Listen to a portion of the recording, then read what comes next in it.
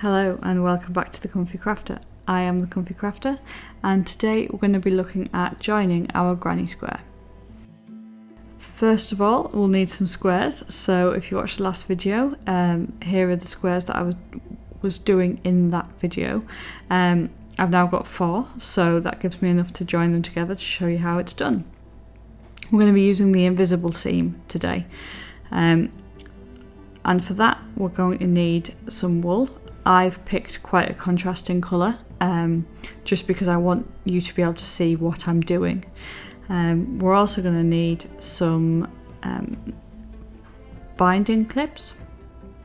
Now, binding clips are just like little pegs that we use to hold the material together. Some people like them, some people don't. It depends what the project is as to how useful they are.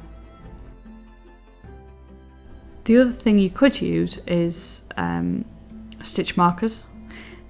I use these plastic stitch markers when I'm doing this kind of work just because they're easy to slip on and off. I'm just going to grab a couple so that I can demonstrate to you what we're doing.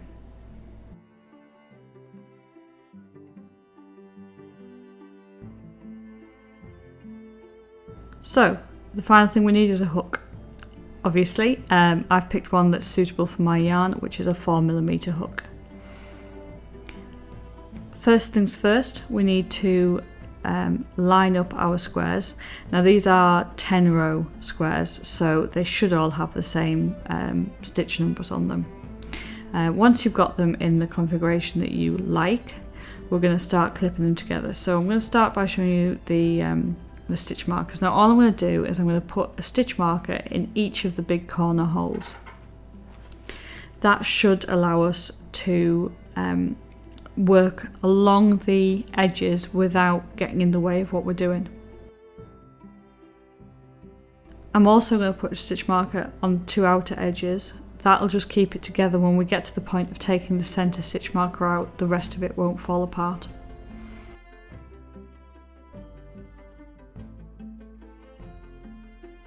Now, the way that I'm actually going to work this particular square is I'm going to use the binding clips. The binding clips allow me to put the edges together so that I can see what I'm doing when I'm working along the edges. So again, I'm binding with 2 clips on each side, and I'm just going to add some to the long edge as well. That just means that when I get to the end of the first 2 squares, the rest isn't going to fall apart.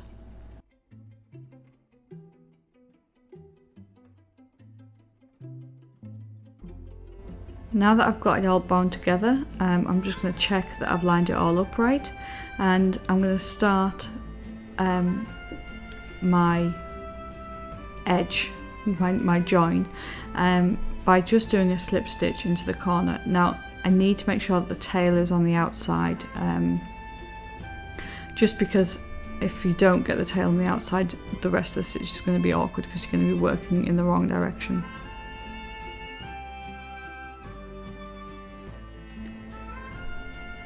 So, starting with the outside loop on one square and the outside loop on the other square, we're going to slip stitch all the way along this edge. Now I'm going to slip stitch all the way along the edge, as you can see. To do a slip stitch, all I'm doing is I'm taking my hook through the stitch, grabbing the yarn and pulling it back, and rather than keeping that loop on like I would do with a double crochet, I'm just pulling straight through the original loop, so it's just going through one loop.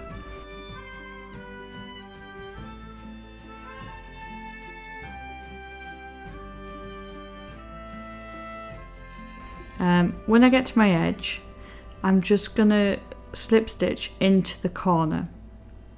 Now, some people like to do an extra chain across at this point. On the long length, I tend to not put a chain in, and then on the across length I tend to put a chain in, just because it gives it a little bit of character on the other side. I'm just going to quickly show you the other side.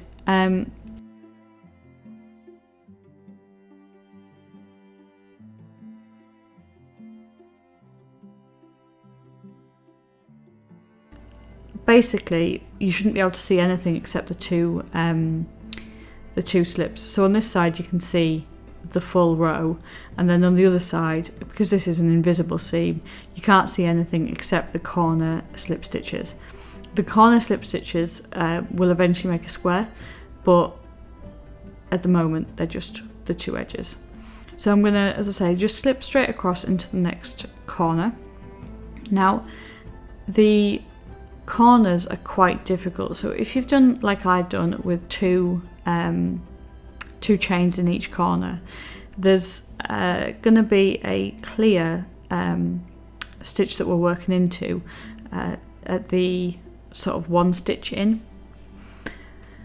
but finding that stitch can sometimes be quite difficult. So I'm just going to take my time and make sure that I'm getting into the right stitch, because if I don't, then at the end I'll be working wonky.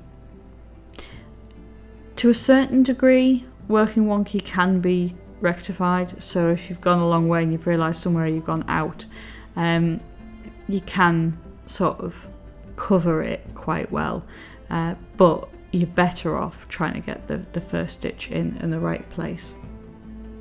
So because this is like watching paint dry, I'm just going to speed it up again. You'll notice that I'm taking the binding clips out as I'm going along. Apart from the fact that it means that you can actually get into the stitches, you get to a certain point you don't need them anymore because it's keeping itself together. My atrocious camera skills mean that I do go off occasionally. Sorry about that. It's nice working with a contrasting wool because I can actually see what I'm doing and where I'm going. If you're working along with the same colour wool as your squares, it's sometimes a bit more difficult to see. When I get to the end of this row, all I'm going to do is I'm going to do a slip stitch into the corner again, and then I'm going to leave a tail just to give myself, if I leave myself a long enough tail, if there are any errors I can sort of go back and rework them. If you cut it off too tight, you don't have that option. This is just what it should look like on your first edge, so there should be two vertical lines. Vertical, horizontal, not sure. I'm just going to do exactly the same, just going across the other side, and this will pull it all together. Obviously, if you're working with more than 4 squares, you would do that once you'd sewn all the lengthways edges together. As you can see, it's a really neat pattern on the edges, and on one side it just looks like a little square, and on the other side it's a proper cross. By doing that chain, I've filled in the gap. By doing that chain on the crossways, I filled in the gap there, and there's no visible stitching on that side.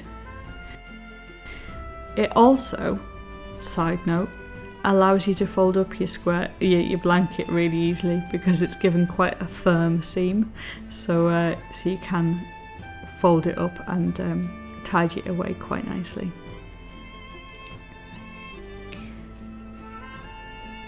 In the next video, I'll look at the edging of the blanket, but for this one I'm just going to leave it at the seams. So if you've enjoyed this, please do give me a like, maybe subscribe if you want to see how I would edge a blanket. But regardless, thank you for joining me, and thank you for watching.